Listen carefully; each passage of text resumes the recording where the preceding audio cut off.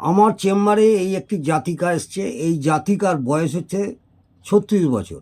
এই কিন্তু দেখুন, এইটা হচ্ছে আমাদের লাইভ লাইন। লাইভ লাইনটা এই এই পর্যায়ে এসে সমাপ্ত হয়েছে, অর্থাৎ এই হেডলাইন থেকে শুরু হয়ে এই জায়গায় এসছে। এই জায়গাটাকে আমরা 36 থেকে 36.5 বছর গণ্য করব। এই জায়গা থেকে তাহলে কি এই জাতিকা মারা যাবে? এই জাতিকার বয়স 36 বছর। তাহলে আমরা কি থেকে বিচার করব এই জাতিকার আয়ু কীরকম বা কত দূর এর আয়ু? এখানে দেখতে হবে, প্রথমেই দেখতে হবে তার ফেড লাইন এবং হেডলাইন কি পজিশানে আছে। এখানে দেখুন, এই ফেড লাইনটা খুব সুন্দর সুগঠিত এবং কোনো রকম ট্যাড়া ব্যাকা ফাঁকা এবং কোনো রকম কোনো স্পট নেই। এই যে ফেড লাইনটা অত্যাধিক সুগঠিত এবং সুন্দর। এর সঙ্গে হেডলাইনটা দেখুন, এই লাইভ লাইনের সঙ্গে এই যে হেডলাইনটা গেছে, এটা হচ্ছে হেডলাইন, যেটা আমরা মস্তিষ্ক রেখা বাংলায় বলি। এই হেডলাইনটাও সুন্দর পরিষ্কারভাবে অর্ধচন্দ্রাকারে এসে এই মঙ্গলের ক্ষেত্রে নিচে পর্যন্ত গেছে। এখানেও কোনো রকম কাটাকুটি কোনো রকম সিম্বল নেই। তাহলে এই জাতিকার আমরা headline plus live line plus fed line, এই তিনটে লাইন থেকে বিচার করে এর আয়ু আমরা বিচার করব। প্লাস এর সঙ্গে আমরা কি দেখব, তার হার্ড লাইন। হার্ড লাইনটা দেখুন এত সুন্দর, এই বুধের ক্ষেত্র থেকে শুরু হয়ে আপ টু বৃহস্পতির ক্ষেত্রের অর্ধেকের বেশি চলে এসছে এই হার্ড লাইনটা, এবং সরল রেখার মতন সোজা, এবং এখানে কোনো রকম দ্বীপ চিহ্ন কাটাকুটি কোনো বিন্দু চিহ্ন নেই।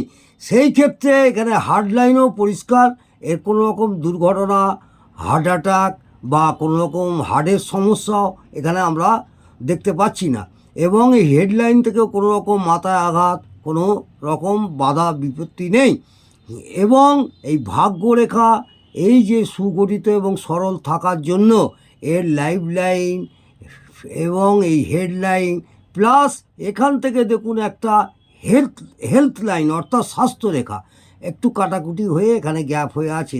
এই জায়গায় পরে হয়তো একটা মানি ট্যাঙ্গেল বড় আকারে সৃষ্টি হবে, সেটাও একটা শুভ লক্ষণ। তাহলে এই জাতিকার শুধু আমরা, অনেক জ্যোতিষ ভাইরা হয়তো বলবেন এইটুকুই লাইভ লাইনে হয়তো তার মৃত্যুর যোগ আছে।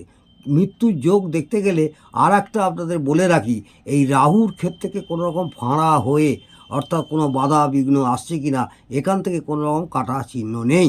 একটা অস্পষ্ট কাটা চিহ্ন আছে, সেটা অতিক্রান্ত করে গেছে। আমরা তাহলে এখানে বোঝা গেল এই লাইভ লাইন থেকে বিচার করব না যে তার লাইভ কতদিন।